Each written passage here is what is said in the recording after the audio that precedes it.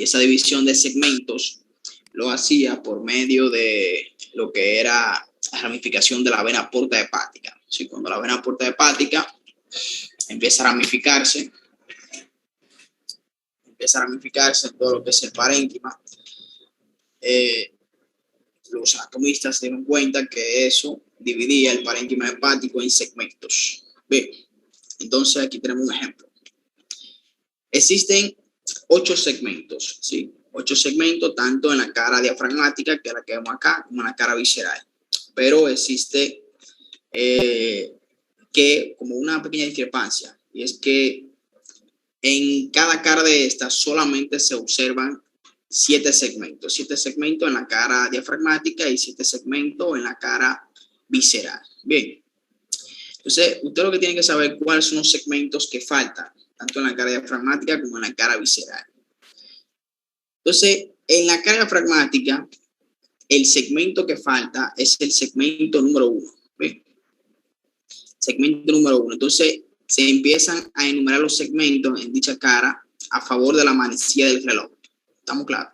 Entonces, el reloj va así, de izquierda a derecha. Entonces, empezamos por el lóbulo izquierdo. O sea, acá, este verdecito, esta parte del verdecito es el segmento número 2. ¿Sí? Recuerden que decía que en la cara diafragmática no se ve el segmento número 1. Bien, entonces iniciamos la enumeración a partir del segmento número 2. Entonces tenemos segmento 2, segmento número 3. Esos dos segmentos están en el lóbulo izquierdo. Ya pasamos al lóbulo derecho, que aquí tenemos el segmento 4. ¿Sí? Más o menos acá el segmento 5, acá el 6, el 7 y acá representamos el 8. Esto es lo que yo le decía que es la cúpula hepática, ¿sí? La cúpula hepática representa el segmento número 8 de la cara diafragmática del hígado. ¿Estamos claros? Entonces, repito, lóbulo izquierdo, 2 segmentos solamente, el 2 y el 3. Ya en el lóbulo derecho, el resto de los segmentos que se ven en la cara diafragmática, como es el segmento 4, el segmento 5, ¿sí? El segmento 6, el 7 y el 8 representado por la cúpula hepática. Bien. Entonces nos vamos a la cara visceral. Cara visceral, ¿sí? Entonces en la cara visceral es lo inverso, ¿sí? Los segmentos se enumeran en contra de la manecilla del reloj. Bien. Entonces esto que es el lóbulo caudado es el segmento 1. Por eso el segmento 1 no se observa en la cara diafragmática, porque es específico de lo que es el lóbulo caudado. Bien, entonces iniciamos acá el lóbulo caudado, segmento 1, segmento 2, lóbulo izquierdo, segmento 3, lóbulo izquierdo, segmento 4, que se encuentra a nivel del lóbulo cuadrado, este es el lóbulo cuadrado, sí. Segmento 5, ya esto es el lóbulo derecho, segmento 6, segmento número 7. Bien, el segmento 8 no se ve en la cara lo que es visceral, debido a que el segmento 8 está representado por lo que es la cúpula hepática. Bien, y la cúpula hepática entonces es propio de lo que es la cara diafragmática del hígado. Bien, entonces repito nuevamente, segmento 1, lóbulo caudado, segmento 2, el lóbulo izquierdo, tanto el segmento 2 como el segmento número 3. ¿Sí? El segmento 4 representado por el lóbulo cuadrado, el 5 por lo que es ya parte del lóbulo derecho, y el 6 al igual que el 7. Bien, esos 3 segmentos en el lóbulo izquierdo. Entonces, así es que generalmente lo dice el libro. ¿Sí? Recuerdo que el doctor una vez nos dijo a nosotros lo siguiente, que él siempre decía que el segmento 1 sí se ve en la cara diafragmática. Bien, porque el lóbulo caudado en cierto punto llega a lo que es la cara diafragmática.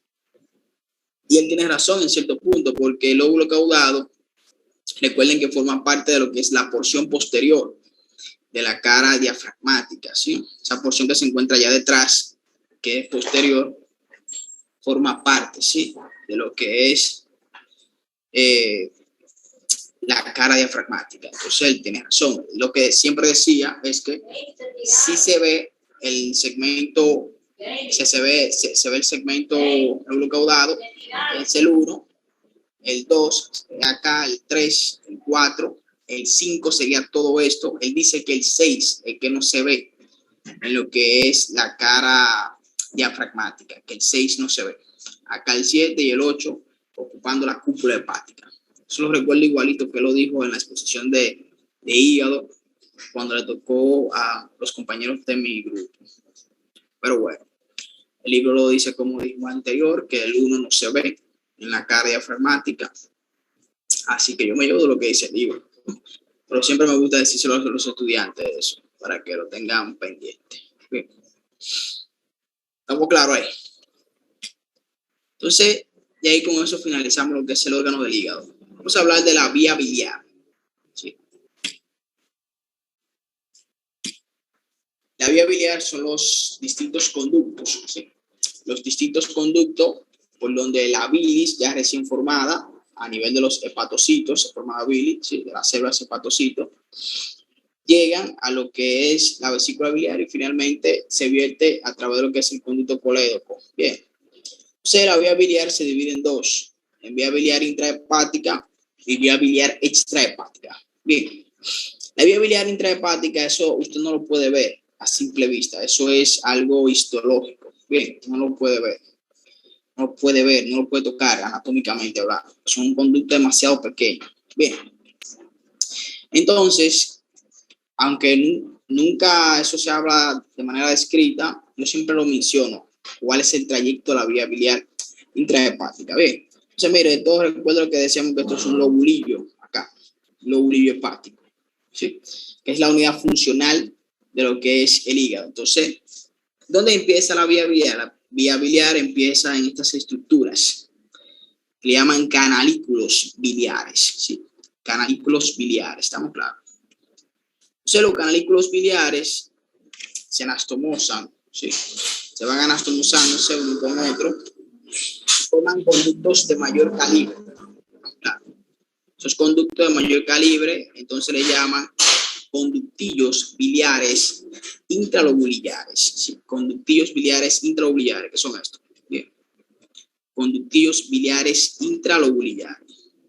¿Estamos claros?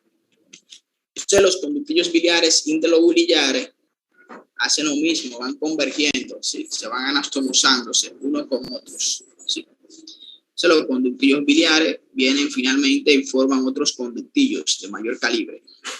Estos que están acá, que son los conductillos biliares periportales, ¿sí? Conductillos biliares periportales. Vienen convergiendo los conductillos intralobulillares, ¿sí? Forman acá los conductillos biliares periportales.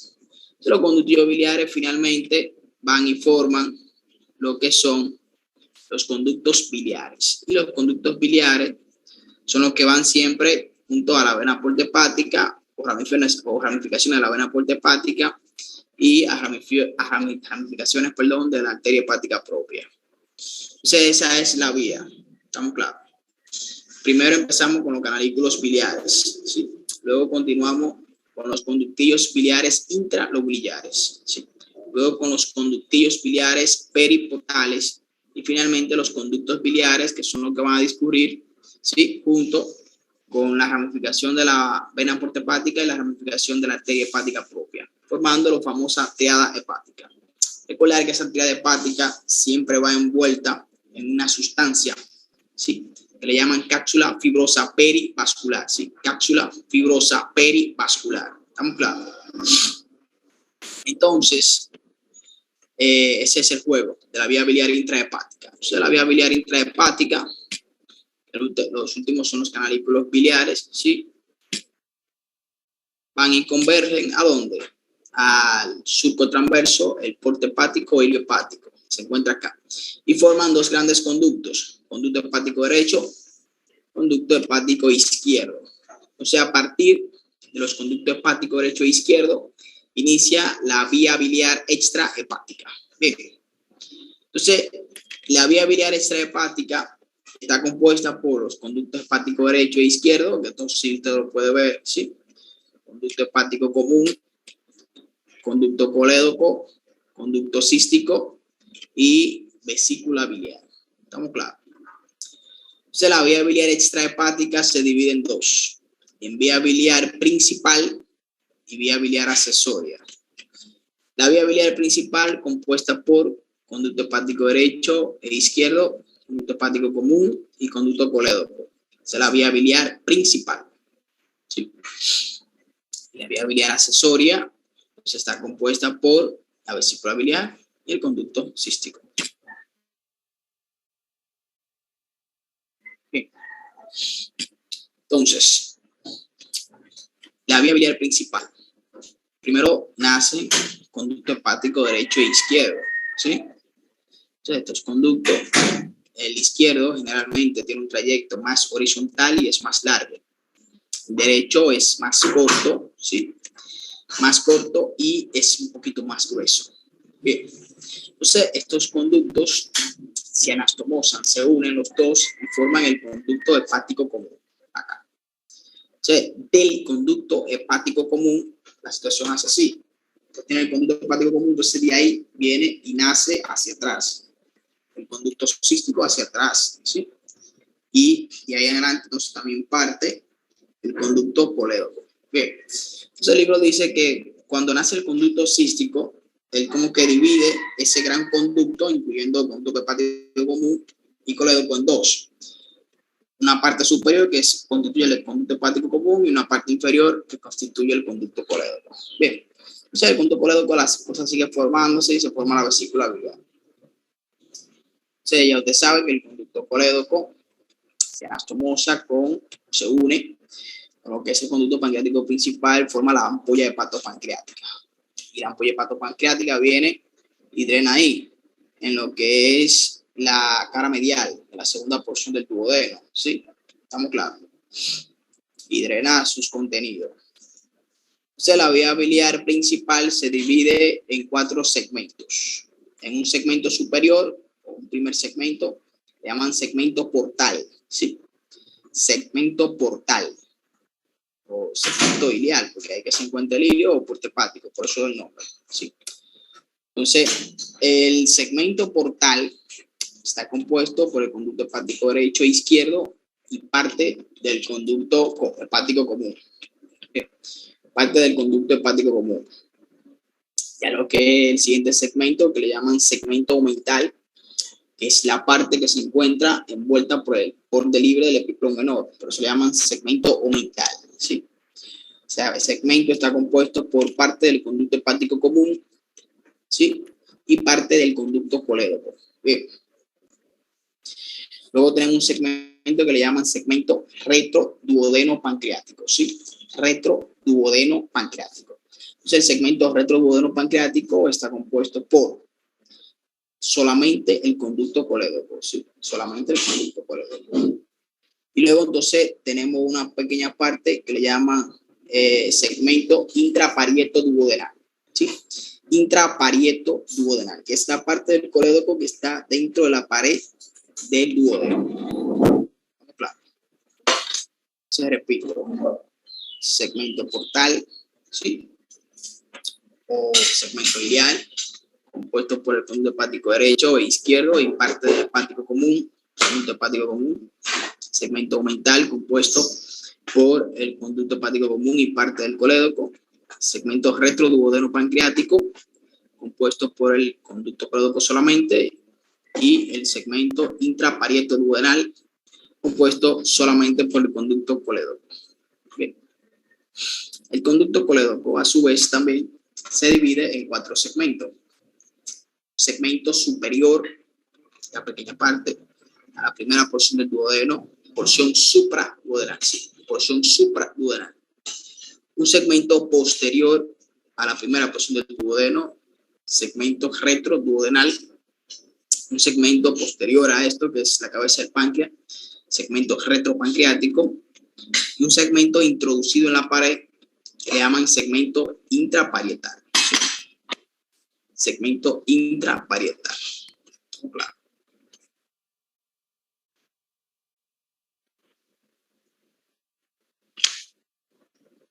Dígame, Víctor.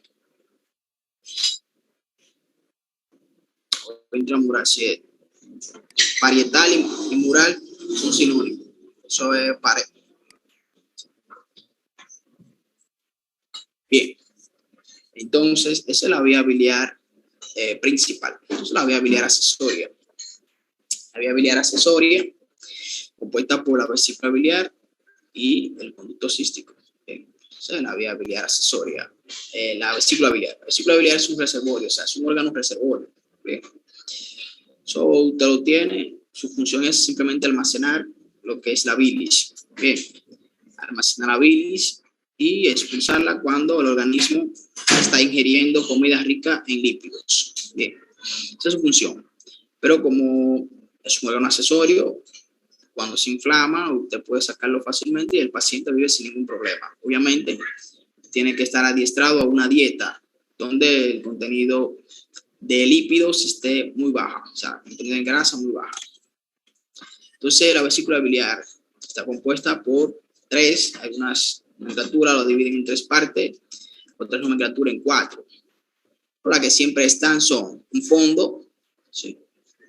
Un cuerpo alargado y aplanado de superior a inferior, ¿sí? Un cuello, y algunas nomenclaturas incluyen esta parte final de la vesícula que le llaman infundíbulo o saco de Hartmann, ¿sí? Infundíbulo o saco de Hartmann. Algunas nomenclaturas nada más dicen fondo de la vesícula biliar, cuerpo, y a esto le llaman cuello todos. Bien, estamos claros. Pero hay otras nomenclaturas, especialmente los libros de cirugía, incluyen esta partecita del fondo, le dicen infundíbulo o saco de Hartmann. Obviamente los libros de cirugía. Bien. Entonces el fondo está cubierto por peritoneo. Bien, el peritoneo cuando le pasa por delante lo cubre. Solamente esa parte de la vesícula biliar está cubierta por peritoneo, el fondo. Luego tenemos lo que es el cuerpo, que es alargado. Antes de continuar, la vesícula tiene una longitud de 8 a 10 centímetros, ¿sí? Tiene una longitud de 8 a 10 centímetros. Bien. Entonces solamente el cuerpo tiene alrededor de 8 centímetros, 6 a 8. Bien. Entonces el cuerpo está aplanado, ¿sí? De superior a inferior, está aplanado. Luego tenemos el cuello y al final tenemos lo que es el infundíbulo o saco de Hartmann. Bien. Entonces, las capas, ¿sí? Las paredes de la vesícula biliar miden alrededor de 3 milímetros, ¿sí? 3 milímetros. Entonces, cuando hablamos de una colecistitis, que es una inflamación de la vesícula biliar, para hablar de inflamación de la vesícula biliar tiene que tener más de 5 milímetros. Bien, lo normal es que tenga 3. Pero para hablar de inflamación de la misma tiene que tener más de 5 milímetros. Eso lo dice, porque más una sonografía te dice el grosor de la pared de la vesícula biliar. Y ahí usted determina si la paciente o el paciente está cruzando con una colecistitis o no. Bien. Entonces, las capas, está compuesto por 3 capas. La más superficial, ¿sí? La serosa o capa adventicia, donde no hay serosa, lo que hay una capa adventicia. Bien. Luego tenemos una capa de fibras musculares, ¿sí? Fibromuscular, la capa fibromuscular, donde hay parte compuesta por fibra muscular y otra parte no. Las fibras musculares son las que ayudan a contraer la vesícula, ¿sí? Cuando se necesita que se vacíe. ¿Estamos claros? Cuando vacíe su contenido. Y la capa mucosa, que es la más interna. La capa mucosa en algunas ocasiones tiene unos pliegues, ¿sí? Están en espirales. Bien. Conducto cístico. El conducto cístico de igual forma tiene 3 capas musculares.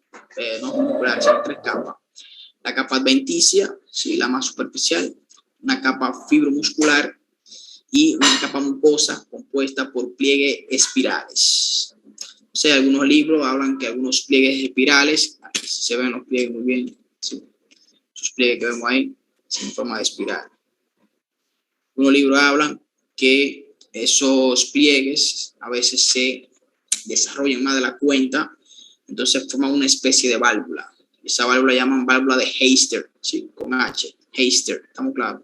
H-E-I-S-T-E, Heister, con R al final. Bien. Válvula de Heister, porque hacen como cuando son muy desarrollados, hacen como muy desarrollados, ¿sí? Tienen como una función de válvula, ¿estamos claros? Que pueden incluso cerrar completamente el conducto cístico cuando, obviamente, la vesícula no se está contrayendo. Bien. Entonces, esa es parte de la vía biliar. Bien. Entonces, la vía biliar ayuda a formar una especie de de espacio. Bien. De forma como una especie de espacio, la vía biliar. Esos espacios tienen nombre. Por ejemplo, esto que se ve aquí, se ve como una especie de triángulo. Se lo llaman triángulo cístico de Carnot. ¿Sí? Ponte al final, Carnot. Triángulo cístico de Carnot o triángulo de la muerte. Bien, entonces ese triángulo está compuesto por tres límites, un triángulo obviamente. Bien, límite superior dado por el porte hepático o hilo hepático surcotransverso. Un límite a la derecha dado por el conducto cístico y un límite a la izquierda dado por el conducto hepático común. Bien, entonces, ¿cuál es el contenido del triángulo cístico de Carnot? Es esta arteria, la arteria cística. Bien, ¿por qué le llaman triángulo de la muerte? ¿Sí? En algunas nomenclaturas. Bueno, llaman triángulo de la muerte porque ahí mismo detrás tiene la vena porta hepática que va ascendiendo. ¿Sí? Entonces, una estocada en ese punto ahí, el triángulo de la muerte, que llegue a la vena porta hepática y ya con usted el conocimiento sabiendo de toda la sangre que maneja la vena porta hepática, una estocada que le den a un paciente ahí, es prácticamente imposible que usted pueda salvar la vida. Porque se va a desangrar y va a morir con un choque polémico en cuestión de minutos. Bien. Pero no obstante eso, sino que detrás de la vena porta hepática usted tiene la vena cava inferior. Con más razón, entonces, si usted le da una estocada que se lleve la vena porta y llegue a la vena cava, con más razón el paciente va a morir más rápido. Entonces, por esa razón le llaman triángulo de la muerte o triángulo cístico de Carnot. Bien. Entonces existe otra especie de triángulo acá. La gente son las que más triángulo veía. Usted se da cuenta que entre el conducto colédoco y la vena porta hepática y una línea imaginaria, así mismo dice, una línea imaginaria trazada de abajo. Ese triángulo llaman triángulo interportocoledociano. Triángulo interportocoledociano. Bien, ese triángulo interportocoledociano, que ese triángulo lo mencionamos cuando hablamos de las relaciones de la cara medial de la segunda porción del duodeno, ¿sí? Ese triángulo tiene tres límites, ¿verdad? Triángulo a la derecha, conducto colédoco, a la izquierda, vena porta hepática, e inferior, lo que tenemos es obviamente la línea imaginaria. Bien, entonces, ¿cuál es el contenido de ese triángulo? Bueno, pues esta arteria, vean, la arteria gastroduodenal, ¿sí? Arteria gastroduodenal es el contenido del triángulo interportocoledociano. ¿Sí? Repito, triángulo interportocoledociano. Bien. Entonces, eso es la vía biliar. Vamos a hablar de la irrigación de la vía biliar. La vesícula biliar y el conducto cístico está irrigado por esta arteria, la arteria cística. Bien. Repito, la vesícula biliar y el conducto cístico está irrigado por la arteria cística. Usted sabe que la arteria cística su nacimiento es inconstante, ¿sí? Es decir, donde ella nace es inconstante, pero ella siempre está. Ella siempre está porque tiene que brindar irrigación a la vesícula biliar. Bien. Entonces, ¿dónde nace normalmente? Nace de esta arteria que usted está viendo, de la arteria hepática derecha, normalmente, 60-80% de los casos. Pero también puede nacer de la arteria hepática propia o también puede nacer de la arteria hepática izquierda. Bien. Entonces, el conducto hepático común y los conductos hepáticos derecho e izquierdo, el conducto colédoco, son irrigados por pequeñas arterias, ramas pequeñitas que nacen de la arteria hepática propia y de la arteria hepática derecha. ¿Sí? Ramas pequeñitas. Y también de esta arteria, vean. De esa arteria, que es la arteria pancreatonal superior posterior. Mire cómo esas ramitas están haciendo, mire cómo la va irrigando al conducto colédoco. La arteria pancreatonal superior posterior, ¿sí? Las ramas también para lo que es el conducto colédoco. Bien. Entonces el drenaje. No tengo una imagen del drenaje, nunca he visto una imagen del drenaje, ¿sí? Pero el drenaje está dado por unas venas que nacen, que se llaman venas superficiales y venas profundas. En el caso de unas venas que nacen de la parte inferior de la vesícula biliar, es el fondo, llaman venas inferiores o superficiales. Esas venas inferiores o superficiales van y drenan en la vena hepática derecha, ¿sí? Las profundas o superiores, dice el libro, que se introducen en el parénquima y buscan las ramificaciones de la vena porta hepática y drenan ahí. Bien. Entonces, de igual forma, de los conductos hepáticos comunes también nacen pequeñas venitas y van y drenan sobre la vena porta hepática. Van y drenan todas ellas sobre la vena porta hepática. Entonces, ahí con eso finalizamos lo que es vía biliar y hígado. Bien. ¿Alguna pregunta, alguna duda? Si no, continuamos, que todavía falta del páncreas. ¿Hay preguntas? ¿Dudas? Entonces, nos vamos a dar páncreas. Yo sugiero que antes de la páncreas entremos y salgamos, porque dice que le queda menos de un minuto la reunión. Digo sí, yo. Claro. Para anotar con Hachecha. Vamos a entrar, vamos a salir y volver a entrar.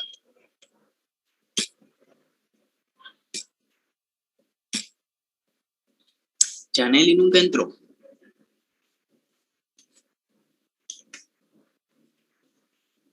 Porque no la veo. Vamos a empezar. Bien. Entonces vamos a hablar de páncreas. Imagino que usted ha escuchado sobre el páncreas, ¿verdad? Que el páncreas es una glándula de secreción mixta. Bien. Es decir, que tiene dos tipos de secreciones, una secreción exócrina y una secreción endocrina. ¿Estamos claros? Entonces, esa secreción exócrina, ¿sí?, está dada por la producción de enzimas pancreáticas. Bien. Como lipasa, amilasa, carboxilopeptidasa, entre otras, que ayudan a degradar ciertos tipos de distintos componentes, proteínas, carbohidratos, entre otros, y lípidos. Bien. Entonces, la parte endocrina es donde ella produce sino hormonas, ¿sí? Hormonas, que en este caso las principales hormonas que produce actúan en lo que es el proceso de mantener la homeostasis de la glucosa en sangre, ¿sí? ¿Estamos claros? Entonces, desde el punto de vista fisiológico, el parénquima pancreático se divide en dos, en acinos pancreáticos y islote de Langerhans, ¿sí? Entonces, los acinos pancreáticos son los que producen las enzimas pancreáticas que acabamos de mencionar, lipasa, amilasa, carboxilopeptidasa, ¿verdad? Eso es lo que constituye el jugo pancreático. Entonces, los islotes de Langerhans, que se consideran la unidad funcional del páncreas, producen lo que son unas células especializadas que le llaman células alfa, células beta, células delta, ¿sí?, y unas células especializadas que producen lo que se conoce como péptido pancreático. Bien. Entonces, las células alfa, por ejemplo, producen insulina. No sé qué tú crees. Estamos claros, perdón. Insulina no. Producen glucagón. Producen glucagón o glucagón, que te quiero decir. Entonces, las células beta son las que producen la insulina, ¿sí? Y las células delta producen somastostatina. Bien. Entonces, otras células que hay producen un péptido pancreático, que dicen que el péptido pancreático todavía no se conoce bien cuál es su función. Bien.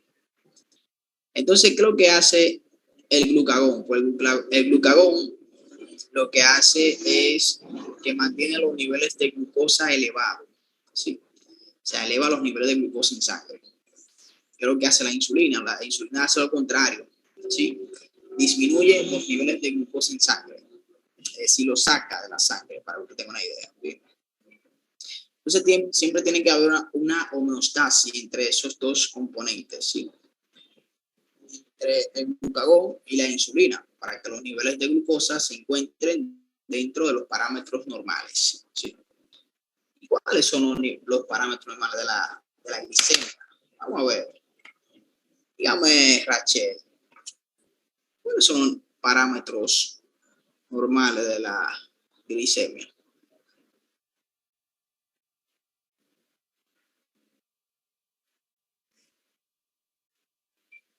Vamos a ver, Rachel.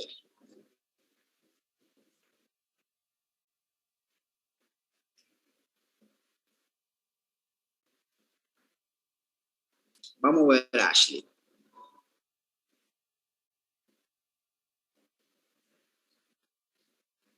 No sé. No sabe. Vamos a pasar eso a Floridani, entonces. Floridani, dígame. Los parámetros normales de la glicemia. No eran 190, 110. 190, 110. No, 90, 110. De la glicemia ¿Cuánto? no era. ¿Cuánto? No eran 90, 110. 90, 110. Esa está a 110. Pero falta más para abajo. 70. 70. Eso es. De 70 a 110. Son los parámetros normales. Bien. Hay libros ahora, o la ADA, Asociación Americana de Diabetología, que están bajando eso ahora ellos. Ellos hablan de 70 a 100. Un paciente que tenga 105, 106, con una glicemia en ayuna, que haya tenido 12 horas de haber comido, ya se puede considerar que tiene mucha predisposición a ser diabético. Bien, eso están hablando la ADA ahora, pero esos parámetros son los que no varían normalmente, 70, 110. Bien, por debajo de 70 es hipoglicemia, estamos claros. Por encima hiperglicemia. Dígame, Víctor.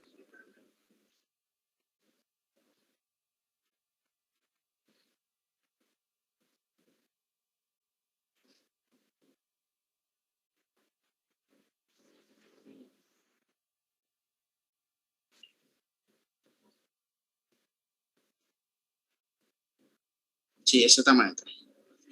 Están.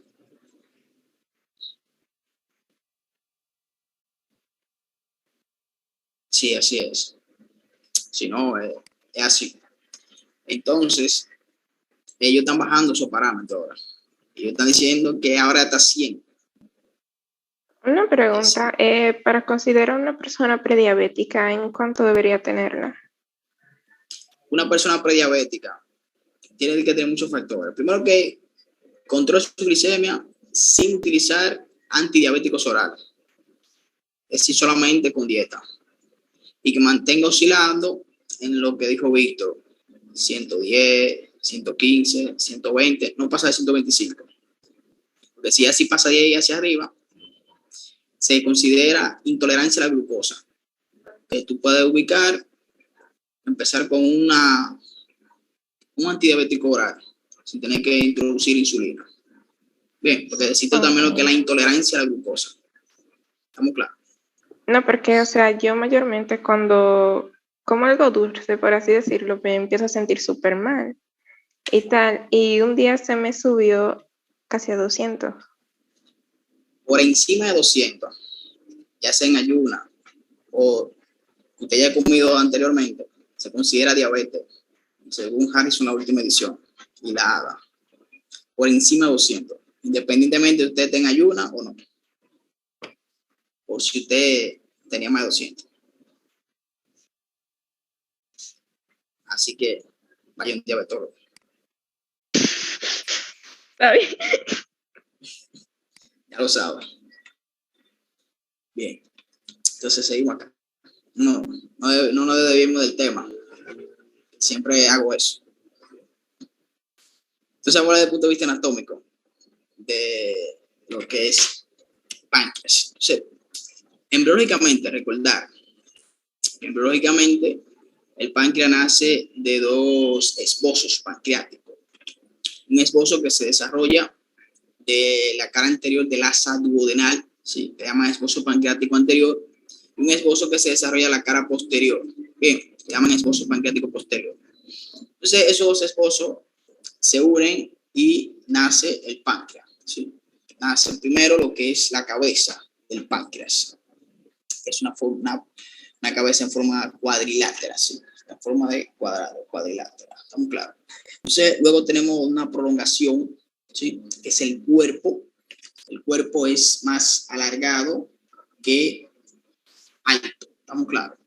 Y finalmente tenemos lo que es la cola del páncreas. Entonces, el cuerpo está unido a la cabeza por medio de una estructura que le llaman cuello del páncreas, ¿sí? Cuello del páncreas, ¿estamos claros? Entonces, esas son las partes de lo que es el páncreas. Cabeza, cuello, cuerpo y cola. ¿Estamos claros? Entonces, la cabeza del páncreas, en forma cuadrilátera, presenta una especie de estructura en forma de gancho, que es esto, que llaman proceso unciforme del páncreas, ¿sí? Proceso unciforme del páncreas. ¿Estamos claros?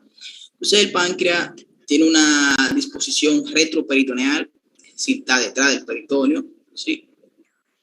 Se dirige de derecha a izquierda, de inferior a superior. ¿Estamos claros?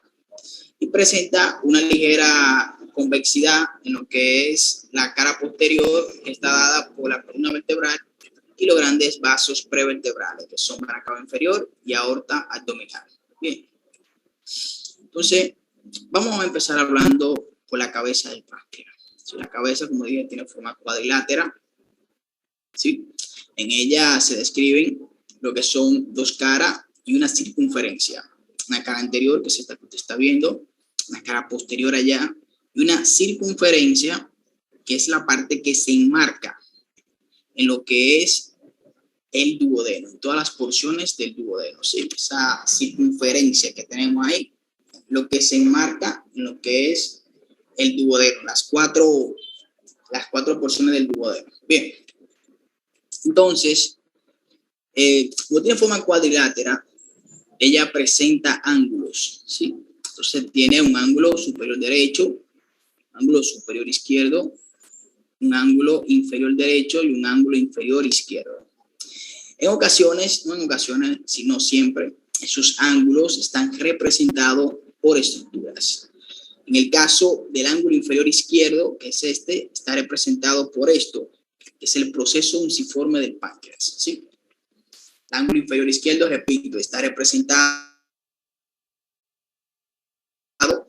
por el proceso unciforme del páncreas. Entonces, el ángulo tanto superior derecho como superior izquierdo también está representado por estructura. Por eso lo vamos a hablar, esas estructuras que lo representan cuando vemos la parte de cuello, ¿sí? Que eso tiene que ver con el cuello. El ángulo inferior derecho no está representado por ninguna estructura. Bien. Entonces, la cara anterior. La cara anterior se divide en dos con respecto a esto, a lo que es el mesocolon transverso. Entonces, tenemos una porción supramesocólica y una porción inframesocólica, ¿sí? La porción supramesocólica se relaciona con, primero, el hígado, que le cae por encima, ¿sí? Con la primera porción del duodeno y con esta arteria, que es la gastroduodenal y sus ramas terminales, es decir, la arteria pancreatodenal superior anterior y la arteria gastromental o gastroepiploica derecha. Bien. Repito, se relaciona la porción supramesocólica de la cara anterior de la cabeza del páncreas con el hígado, la arteria gastroduodenal, la arteria gastromental o gastroepiploica derecha y la arteria pancreatodenal superior anterior. Bien. Entonces, la porción inframesocólica se relaciona con el mesocolon transverso y el colon transverso que le pasa por delante. Y esto, que es la arteria pancreatodenal inferior anterior, ¿sí? Pancreatodenal inferior anterior. ¿Estamos claros? Esas son las relaciones de la porción inframesocólica de la cara anterior del páncreas. Entonces, vamos con la cara posterior.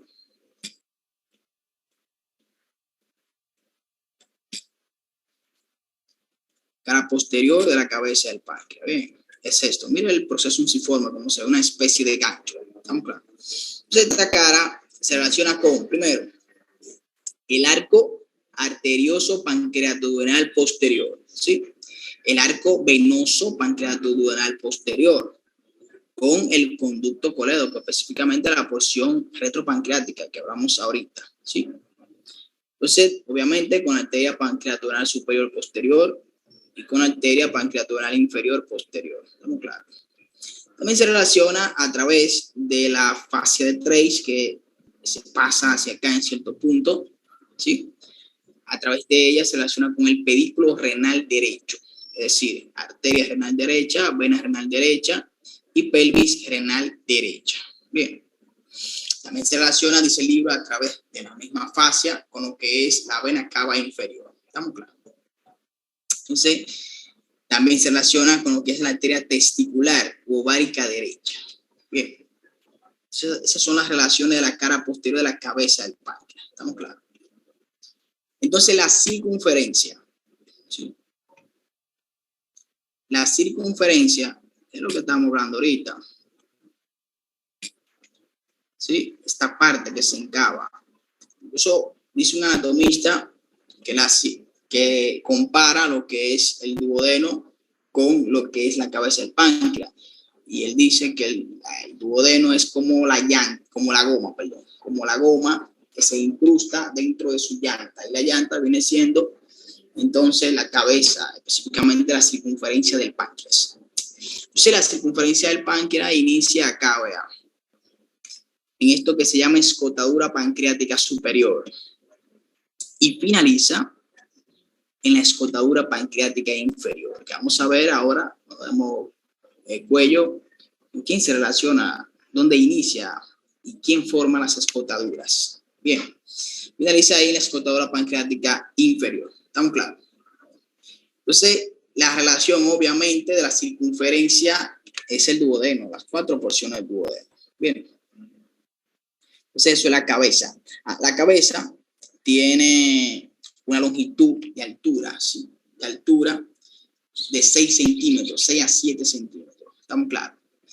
Tiene una anchura de alrededor de 4 centímetros, ¿sí?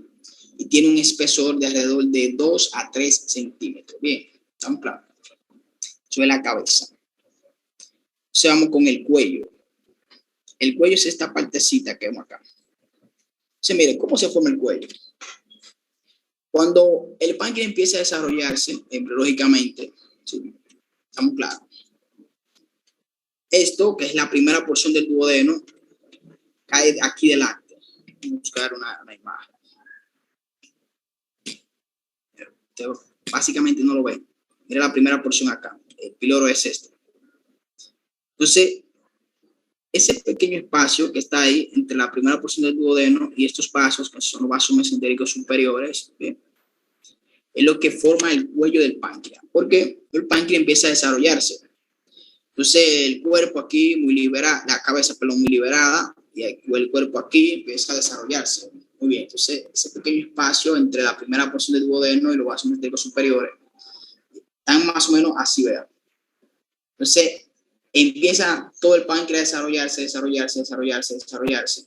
Y cuando aquí, en este punto, el páncreas se detiene su desarrollo porque es frenado por la primera porción del duodeno y los vasos mesentéricos superiores. Entonces, el cuerpo sigue desarrollándose, la cabeza igual sigue desarrollándose, y esta parte aquí no sigue desarrollándose porque está frenada por la primera porción del duodeno y los vasos mesentéricos superiores. O sea, a partir de esos órganos se forman dos escotaduras. La escotadura pancreática superior, dada por la primera porción del duodeno, y la escotadura pancreática inferior, dada por los vasos mesentéricos superiores, específicamente la vena mesentérica superior. Bien, específicamente por ella. ¿Estamos claros? Entonces, a partir de esas escotaduras se forma el cuello del páncreas. Bien. Entonces, la escotadura pancreática superior, dada por la primera porción del duodeno, presenta dos labios. Un labio anterior a lo que es la primera porción y un labio posterior a lo que es la primera porción del duodeno. Bien. Entonces, ¿qué es lo que sucede con el labio anterior? Pues con el labio anterior empieza a desarrollarse una especie de tubérculo. Bien. Entonces, cuando los anatomistas vieron ese tubérculo, lo que hicieron fue lo siguiente.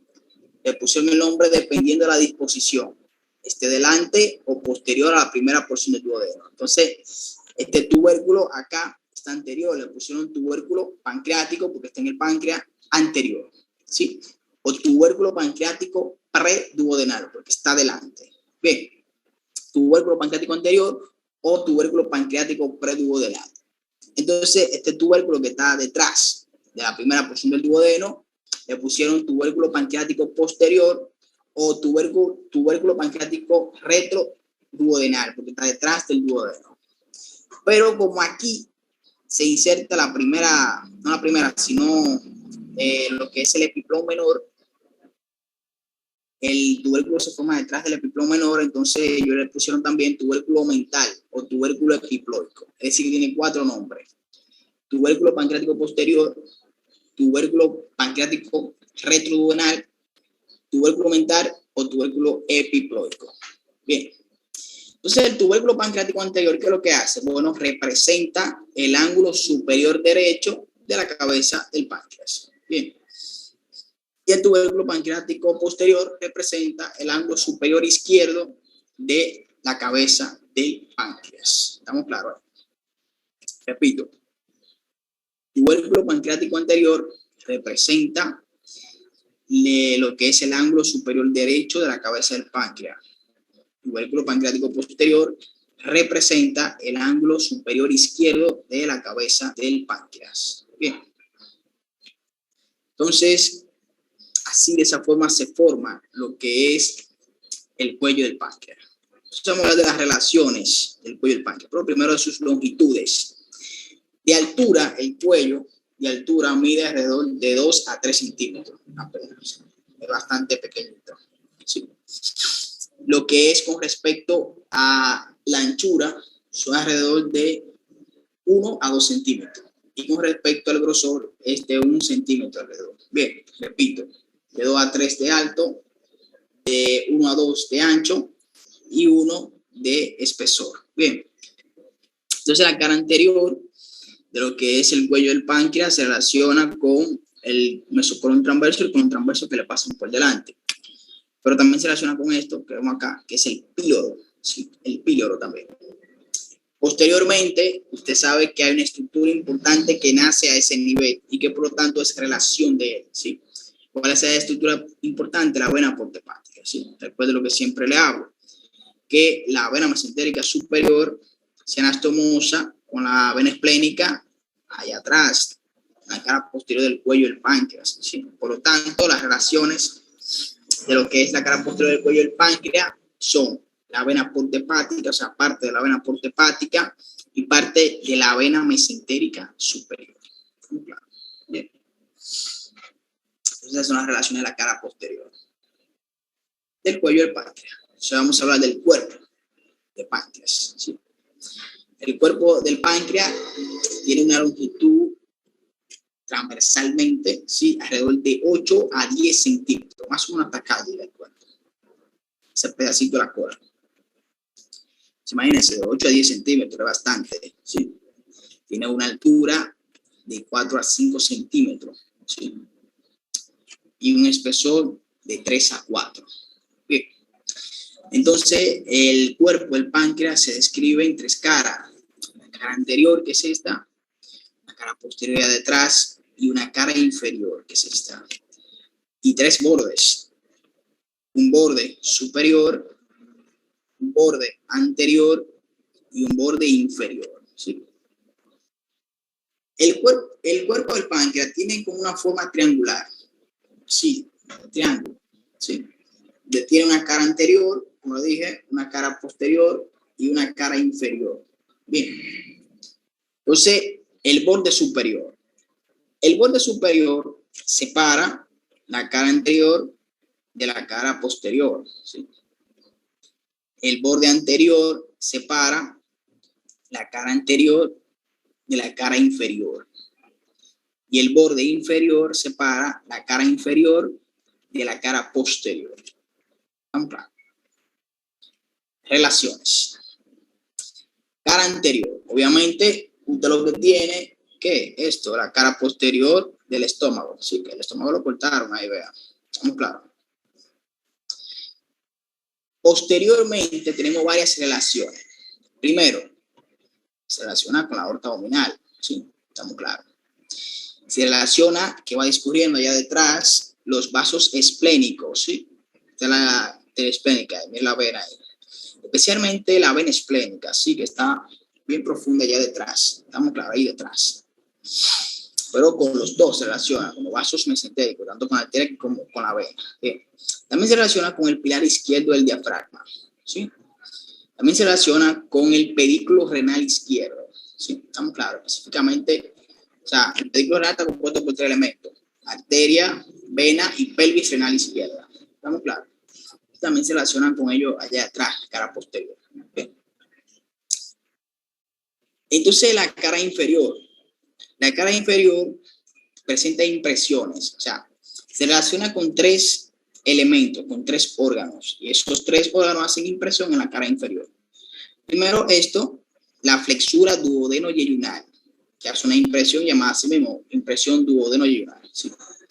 Hace una impresión intestinal dada por las asas intestinales y hace una impresión cólica dada por el colon transverso. Bien, esos son los 3 elementos con los cuales se relaciona: flexura duodeno-yeyunal, asas intestinales y lo que es el colon transverso. Bien, que hacen impresiones ahí en la cara inferior. ¿Estamos claros? Entonces, mire, la cara inferior está limitada o delimitada por el borde anterior, anteriormente hablando, y por el borde inferior, inferiormente hablando. Bien, es decir, esos bordes son los límites de la cara inferior. ¿Estamos claros? Entonces, vea, los vasos esplénicos llegan a un punto donde se van por delante, ¿sí? Y cuando ellos se van por delante, hacen una especie de escotadura. Y esa escotadura que ellos hacen es el punto limítrofe entre la cola del páncreas y el cuerpo del páncreas. Bien. Entonces, repito, la escotadura pronunciada o descrita por lo que es los vasos esplénicos son el punto limítrofe entre la cola del páncreas y el cuerpo del páncreas. Bien. Es el punto limítrofe entre ellos dos. O sea, vamos a hablar de la cola. La cola del páncreas tiene lo que son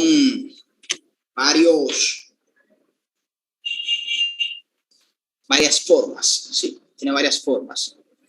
Puede ser una cola corta, puede ser una cola larga, puede ser una cola afilada, ¿sí? O una cola muy gruesa. Bien. Pero lo que hay es que en la cola se describen 3 caras, 3 bordes y un extremo libre, ¿sí? Una cara anterior, una cara posterior y una cara inferior. Un borde superior, un borde anterior y un borde inferior. Y el extremo libre, ¿sí? Entonces, dice el libro que la cola no está retroperitoneal, sino que está intraperitoneal, ¿sí? O sea, el peritoneo se introduce por debajo y la envuelve, la hace intraperitoneal. Bien. Entonces, existe un repliegue peritoneal que se extiende desde el extremo libre de la cola del páncreas hasta el hilio esplénico. ¿Sí? Hasta allá se extiende, hasta el hilio esplénico. Entonces, ese repliegue le llaman epiplón pancreato esplénico. ¿Sí? Epiplón pancreato esplénico. Entonces, los vasos esplénicos, cuando vienen por acá adelante, se continúan con el epiplón. Y el epiplón tiene como contenido los vasos esplénicos, ¿sí? Tiene como contenido los vasos esplénicos. ¿Estamos claros? El epiplón pancreato esplénico contiene los vasos esplénicos. ¿Estamos claros? Porque se dirige hacia allá, hacia el hilio esplénico. Bien. Entonces, relaciones de las caras de lo que es la cola del páncreas. La cara anterior, obviamente, se relaciona con la cara posterior del cuello, de lo que es cara posterior del estómago, perdón. La cara posterior allá detrás se relaciona con el riñón izquierdo, que está allá debajo. ¿Sí? Y la cara inferior se relaciona con el colon transverso, que está acá. Bien. Entonces, cuanto más larga es la cola, más corto es el epiplón pancreato esplénico. Y viceversa. Es decir, cuanto más corta es la cola, más largo es el epiplón pancreato esplénico. Bien. Entonces, ahí finalizamos con lo que son las partes del páncreas. Ahora vamos a hablar de los conductos del páncreas. Entonces el páncreas tiene dos conductos. Conducto pancreático principal, ¿sí? Es este, principal porque es bastante grande, y conducto pancreático accesorio.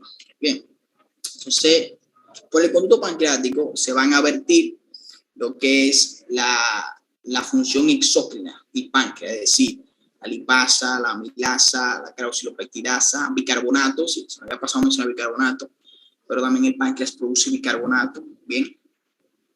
Entonces, es decir, la función exócrina se vierte por lo que es los conductos pancreáticos. Entonces, miren cómo los conductos, pequeños conductitos, van y drenan su contenido en el conducto pancreático principal, ¿sí? Pequeños conductos, vean, van drenando sobre, van drenando. Entonces, cuando llega al cuello, entonces el cuello acá, el conducto pancreático principal, perdón, se acoda, hace esto, hace como una especie de acodadura, ¿sí? Se acoda y viene y busca obviamente el conducto colédoco, que ya lo habíamos mencionado. Entonces, el conducto colédoco ya sabemos que es anastomosa con el conducto pancreático principal, forma la ampolla hepatopancreática y estos drenan obviamente en la segunda porción del duodeno. Estamos claros, una pared. Entonces, el conducto pancreático accesorio. El conducto pancreático accesorio nace de la acodadura, ¿sí? De la acodadura del conducto pancreático principal. Bien. Entonces, lo que hace el conducto pancreático accesorio que va y vierte su contenido en la papila duodenal menor. Cuando la papila duodenal menor no existe, ¿sí? Pueden hacer caso de que la papila duodenal menor no exista, ella va a drenar en un pequeño agujerito que hay ahí en la segunda porción del duodeno, especialmente para ello. Bien. Dice el libro que por su forma, usted ve que múltiples conductitos van y drenan sobre ella, tiene forma de una escolopendra. Bien, forma de una escolopendra. Es una escolopendra. Bueno, pues las escolopendra es el nombre científico de los 100 pies. Claro. Se da cuenta, mire, que es como si fuera un 100 pies. Ese libro pone el nombre de escolopendra. ¿Sí? O sea, vamos a hablar de la irrigación.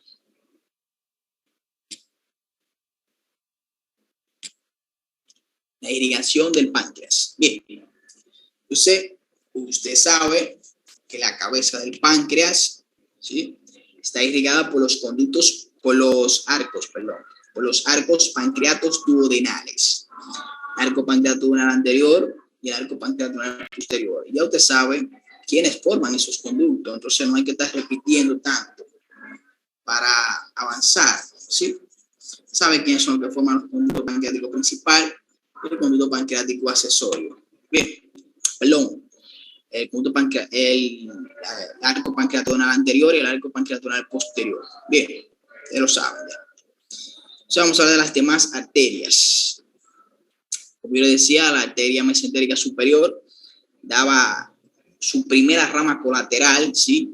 Que es esta arteria, que es la arteria pancreática inferior, ¿sí? Arteria pancreática inferior. Entonces, ¿qué hace la arteria pancreática inferior? Pues ya viene, hace una escotadura en el borde anterior y se introduce el parénquima. Bien. Y se divide en dos ramas. Una rama izquierda y una rama derecha. Bien, que vamos a ver ahora con quién se anastomosa. Entonces, la vena esplénica es la arteria esplénica, perdón, es la otra arteria que brinda irrigación a lo que es el páncreas, ¿sí? Entonces, la primera rama colateral que da la arteria esplénica es una gran arteria, que es esta, que se llama arteria pancreática dorsal, ¿sí? Arteria pancreática dorsal. Bien. Entonces, la arteria esplénica da múltiples ramitas pequeñitas, ¿sí? Son esas pequeñitas que se ven ahí. Son ramas que van para el páncreas. Se llaman así mismo arterias pancreáticas. Da otra gran arteria de calibre grande, que es esta, que es la arteria pancreática magna, ¿sí? Arteria pancreática magna. Entonces, ¿qué es lo que hace la arteria, por ejemplo, la arteria la pancreática dorsal? Se divide en dos ramas terminales, una rama derecha y una rama izquierda. La rama derecha lo que hace es que va y se anastomosa con el arco pancreatoduodenal anterior y contribuye a la irrigación de la cabeza del páncreas. ¿Sí? Entonces, la rama izquierda de lo que es la arteria pancreática dorsal va y se anastomosa con una rama derecha que da la arteria pancreática inferior y se anastomosan ahí y contribuyen a la irrigación tanto del cuerpo como de lo que es el cuello. Bien. Entonces, la arteria a la rama izquierda, que da la arteria pancreática inferior, va y se anastomosa con la arteria pancreática magna. Y ahí contribuye a la irrigación tanto del cuerpo como de lo que es la cola del páncreas. ¿Estamos claros? O sea, sí es que se irriga lo que es el páncreas, ¿sí? ¿Estamos claros? O sea, nacen ramas, mire, que van para la cola, la misma arteria esplénica da pequeñas ramitas para lo que es el páncreas, se llaman arterias pancreáticas. Bien, es decir, el páncreas está bien irrigado, tiene mucha irrigación, tiene mucha vascularización. ¿Estamos claros? Entonces, hay un anatomista que él vio toda la irrigación y dijo que la irrigación se forman dos arcos. Un arco que está anterior e inferior, es decir, anterior e inferior, y un arco que está posterior y superior. Bien, y que esos arcos entonces contribuyen a la irrigación de lo que es el páncreas. Vamos con el drenaje. ¿Sí?